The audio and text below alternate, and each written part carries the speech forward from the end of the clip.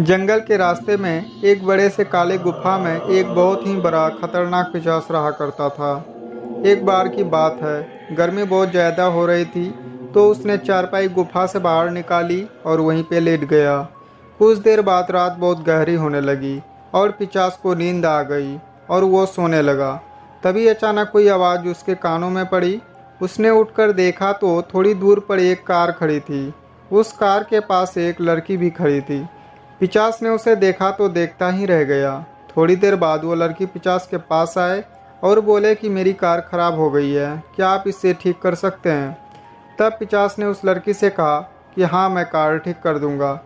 थोड़ी देर बाद पिशाच ने कार ठीक कर दी और लड़की वापस जाने लगी और पिशाच उनको देख रहा था। तभी लड़की ने उसकी तरफ दोस्ती का हाथ बढ़ाया।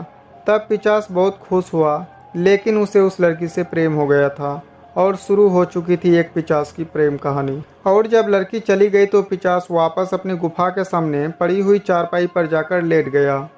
काफ़ी देर हो चुकी थी पर पिशाच को नींद नहीं आ रही थी। बस रह रहकर उसी लड़की का ख्याल आ रहा था। पिशाच सोचने लगा कि आखिर ऐसा क्यों हो रहा है। उसे कुछ समझ में नहीं आ रहा था, ऐसा लग रहा था मानो वो पागल हो जाएगा। फिर पिशाच ने लड़की से मिलने जाने के लिए एक खतरनाक कुत्ते के रूप में बदल गया और अब वो पिशाच कार वाली लड़की की खुशबू का पीछा करते हुए उस लड़की के घर तक पहुंच जाता है और फिर पिशाच वापस अपने असली अवतार में आ जाता है। तब पिशाच घर के अंदर जाता है तो वो लड़की उसे देखकर बहुत बुरी तरह से डर जाती है। तब पिशाच ने उस लड़की से बोला, क्या आपने पहचाना नहीं मुझे? लड़की डरते हुए बोली, नो।